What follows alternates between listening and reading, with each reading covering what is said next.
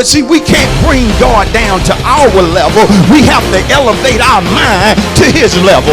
We have to so elevate our mind to his level that no matter how bad things get, we yet know God is still good, even in the midst of what looks to be bad. I wish somebody right now would go ahead and give God the praise, because despite everything that's been going on, he has yet been taking care of you. He has yet been taking care of your family. Yeah, you battled in your body.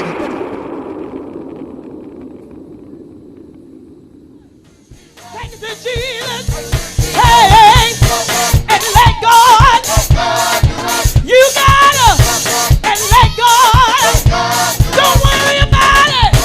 And let God. Cast your burden and let God. Let God do it. Let God do it. Let God do it. Let God do it. Don't worry about it. You gotta let him do it. Don't cry about it. You gotta let him do it. While you're staying up all night. While you're worried about it, you can't work it out. Let God do it. Let God do it. John chapter number 14. And notice, if you will, we want to call your attention to verse number 1. John 14 and verse number 1. Notice John 14 and verse number 1. Amen. Are y'all excited about the word this morning? How many excited about the word? For the last couple of weeks, I have been stressing to us, and God has been dealing with us about choices, about the choices that we make. Now notice John 14 and 1, Jesus says, let not your heart be troubled. You believe in God, believe also in me. Again, John 14 and 1, a simple verse. Jesus said, let not your heart be troubled. Don't allow your heart to become overwhelmed. Don't allow your heart to become perplexed. And the word perplexed meaning that something is in a great state of confusion. And I don't want a confused heart. Oh Lord, I think 2 amen. I don't want a confused heart. I don't want to have an overwhelmed heart. And so it's up to me if I allow my heart to get overwhelmed. Because notice that Jesus said, let not your heart, which is not the organ, but the mindset of a person's feelings. He says again, let not your heart be troubled. What is the key to not allowing our heart to be troubled? Notice he gives us the answer. You believe in God. Jesus said, believe also in me.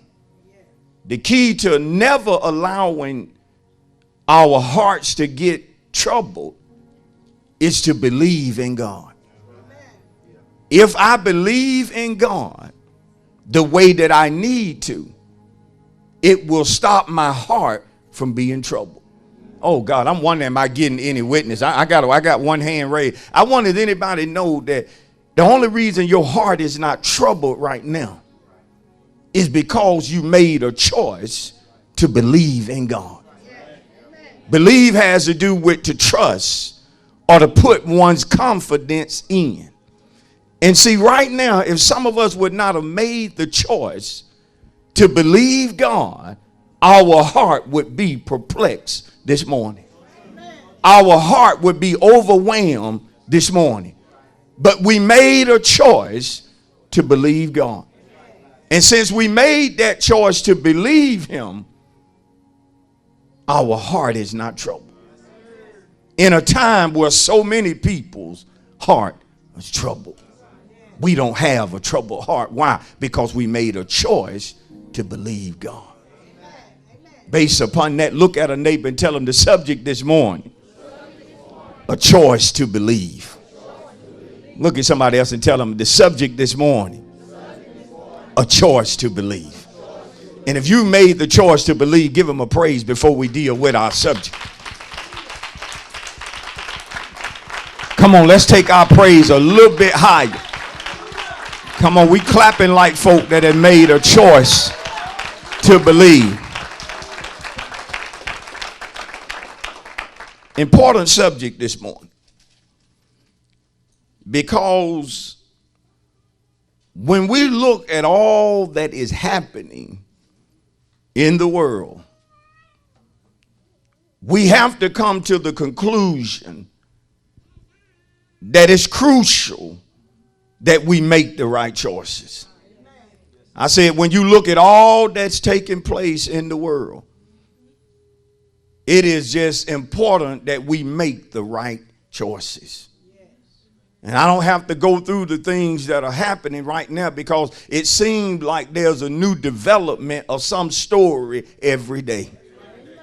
Every day something is happening, and if it's not something new that's happening, it's folk trying to tell you that something's getting worse. And of course, some of you know what I'm talking about. The reason you're not amening it because you spend a lot of time trying to keep up with everything that's happening. But I just made up in my mind that it's impossible for me. I'm speaking for me. It's impossible for me to keep up with every single thing that's happening in the world, yet be in tune with what God is saying.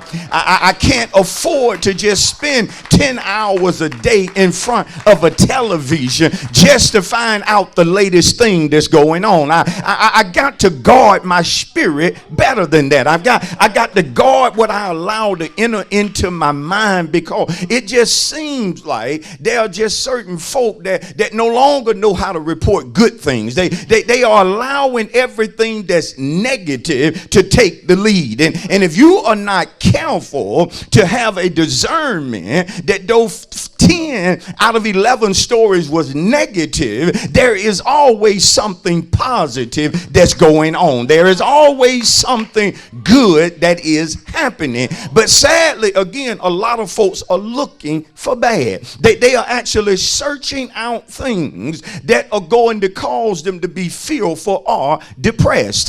And so when you just look again, and I'm not minimizing what we're going through. I'm not saying that it's not real, but there are just so many things happening in our day and time. And I told somebody the other day, I said, it's as if you're going through the perfect storm. It's as if things are happening on every hand. Yet I say to you, child of God, that God is yet sovereign in the midst of so much chaos. God is yet sovereign, even though we are seeing some things that our eyes have never seen. Aren't you glad that God has not lost any control? Aren't you happy that he has not lost any power? That he is, according to Hebrews 13:8, the same yesterday, today, and forevermore. I wish somebody in church would just get happy, because God has not lost any power at all. He's still the same God. He's still helping folk. He's still delivering people. He's still manifesting healing. He's still manifesting blessings. And so when it comes to my choices,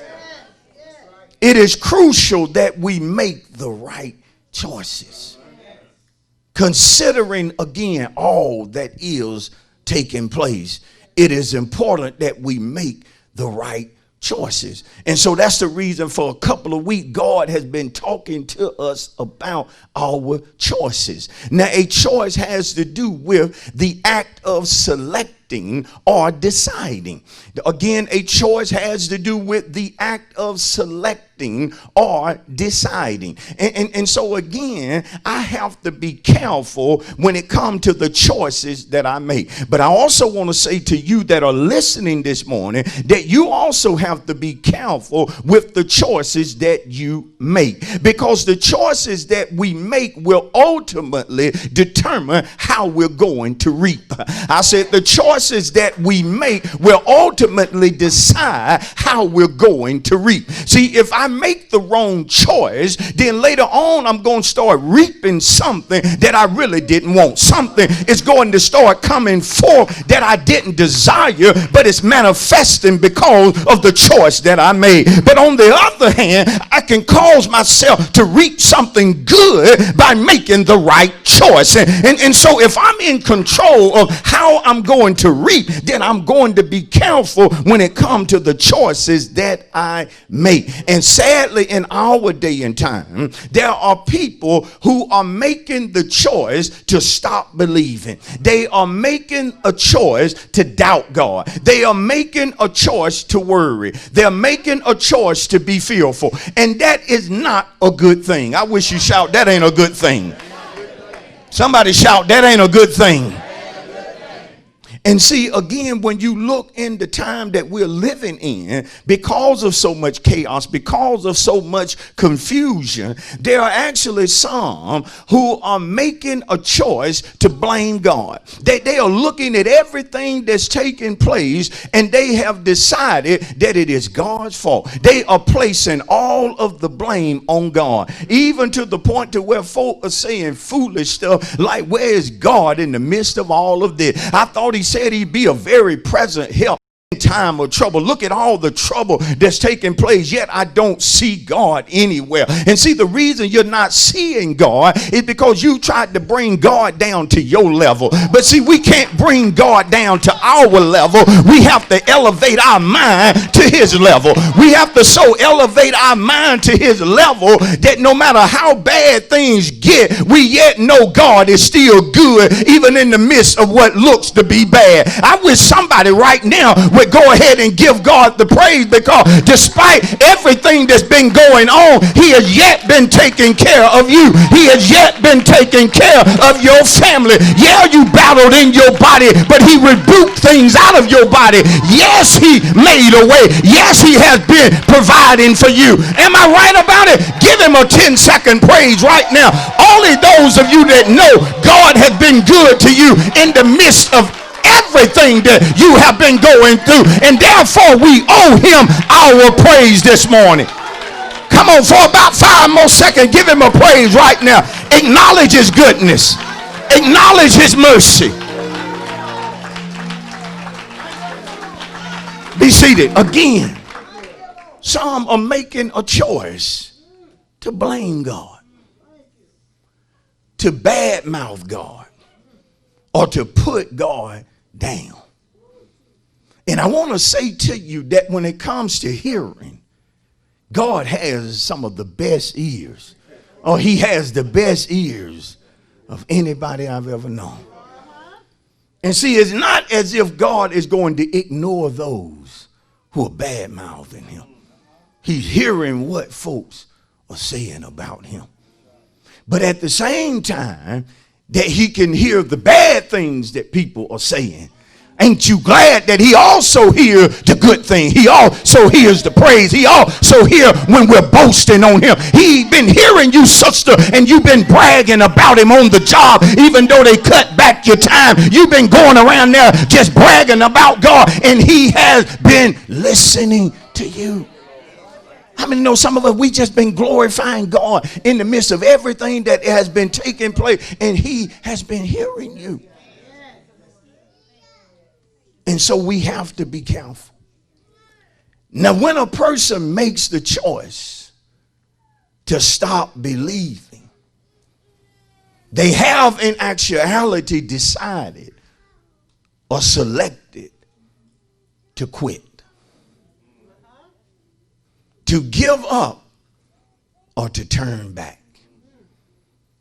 See, when you make the choice not to believe God, not only is your heart going to become troubled, overwhelmed, or perplexed, but if you don't come out of that place, you're going to quit, give up, or turn back.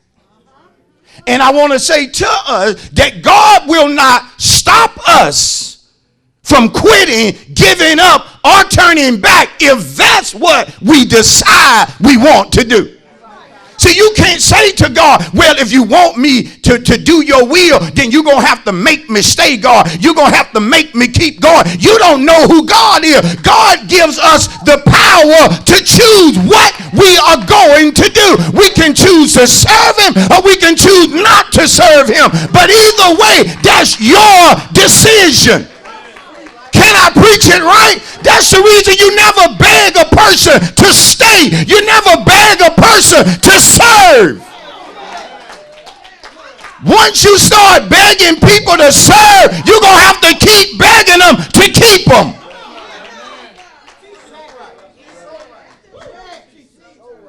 You never beg a person to serve. You never ask a person several times to do something for God.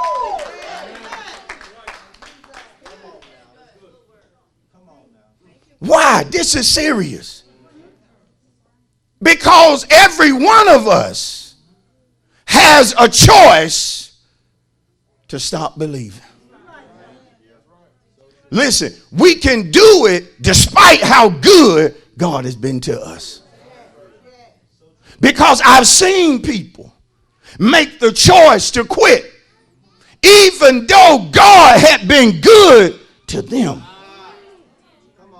Yet they still decided that I'm turning back. Because again, it is a choice. Is it the wrong choice, Pastor? Yes. It's the wrong choice. Yet God gives us the power to choose. Come on. Even Joshua had to say to Israel, choose this day whom you're going to serve. But as for me and my house, oh God, I thought I was going to get somebody happy then, because you and your house done decided that we going to serve the Lord. You and your house done decided we just going to keep going no matter what it may look like, feel like, sound like. Joshua said, as for me and my house, we will serve the Lord. He made a choice. This is what I loved about Joshua. He made the choice in front of people who were choosing to do the opposite. But Joshua was a real leader. See, a real leader will let you know which way he's going. Now it's up to you if you want to follow. Joshua said, I'm your leader, but I'm not a wimp. I'm not a jellyback. I got a backbone. I'm going to tell y'all what I'm going to do. If you want to follow me, follow. If you don't, then that's your choice. Come on. Don't you know there were folk mad at him that day? He trying to put us on the spot. You right, I'm putting you on the spot. Tired of playing with you. Make up in your mind what you're going to do. Am I Bible? And sadly, he was talking to people that God been real good to.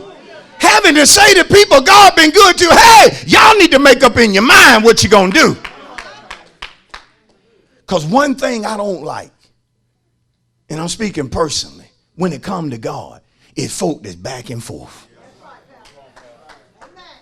You got to choose what you're going to do. Because again, you can make the choice. I want all of us to understand this. To quit. You can make the choice to give up, and you can make the choice to turn back. Listen, even having been taught, you can still choose to turn back. Even after having seen the glory of God, you can still decide that I'm going to give up. I'm turning back. And I want to show you that biblically. Because again, there are folk that don't recognize that God ain't going to make you do nothing. Now, what does God want us to do? Certainly he wants us to believe. Why? Because his blessings come when we believe. Just like blessings are attached to belief, curses are attached to unbelief. And so when you choose to believe, you are in truth choosing the blessings of God. But if you mess around and make the choice to quit, to give up, or to turn back, you are choosing to be cursed. Come on, it's got quiet then. It ain't nothing like the curses of God being on you. Am I right about that? Let's start in Psalm 78. Let's go to Psalm 78. I want to show you this because some will disagree. Well, Pastor, God he gonna make sure I do what I need to do. No, God gonna give us the word. He gonna give us the word. He gonna give us the word. And so you know, reading this so quiet now, because some of us make it our business, whether it be family or church folk, to beg people to do right by God. Don't do it. Because you don't ever need to look at yourself or nobody else as a robot. Do you hear me? You don't need to look at yourself like no robot. Well, Pastor, just wind me up and I'll go. It don't work that way. You got to choose. You got to choose. Come on, you got to choose. You got to choose to keep going even when it gets challenging. You got to choose to keep going when it don't go your way. That's a choice. Am I right? Psalm 78. Notice how real this can get. Psalm 78 verse number 9. The children of Ephraim, being armed and carrying bows, turned back in the day of battle. They did not keep the covenant of God. They refused to walk in his law and forgot his works and his wonders that he had shown them. That's a powerful scripture. So powerful, I need to read it again. The children of Ephraim, being armed and carrying bows, got everything they need to fight. But when it was time to fight, they said, we taking our weapons and going home. You're not going to use your bows? No. We ain't up for fight.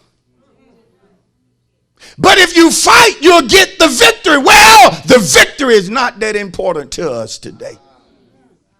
So the children of Ephraim, being armed and carrying bows. I don't know what they seen. I don't know what they heard. But something caused them to decide in the day of battle to turn back. To turn back. Imagine having your weapons, having your strategy. This is what we're going to do right here. We're going to have such and such. Y'all line up over here. Y'all going to hit them from the left. And then we're going to come in from the right side as well. And then we're going to have such and such going to come down the middle. Whatever. It may not have been that day. But if they're going to battle, it suggests that they had a strategy. They had a plan of action in the day of battle. But when they got to the battle, the Bible said they made a choice to turn back. See, it says to me that I can be in the right place, but not have the right mind. It says to me that I can be close to my miracle, yet turn back. Notice they're in the place to get the victory, but made a decision to turn back. Just like some of you are nigh to your blessing, to your promotion, but you're choosing to turn back in the day of battle. Even though God has armed you and taught you how to fight. I wish you shout to somebody, this ain't your first battle. Shout to somebody if you don't mind and tell them this ain't your first battle. being armed, carrying bows, only to turn back. But what I want you to see this morning is that they made a choice to give up, to quit, or to turn back. They made a choice. And the text never says when they turned back that God ran after them.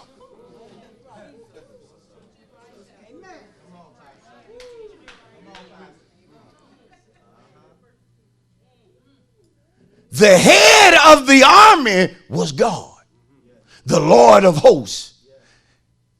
Their head had never lost a battle. Yet his people tucked tail and ran.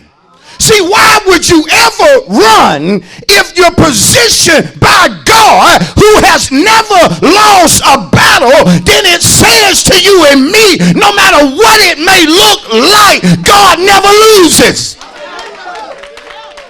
The only thing we have to do is refuse to turn back. You're going to get the victory. God, I need some preachers this morning. I need some preachers this morning that can shout to somebody and say, if you don't turn back, the victory is guaranteed. I said the victory is guaranteed. What messes up victory is the choices we make. And I'm saying to somebody this morning, you are quitting too soon. You're giving up too soon. Can I just teach this right? It ain't time to quit. It ain't time to turn back. It ain't time to give up. It ain't time to get faint-hearted. Notice in John, the 6th chapter.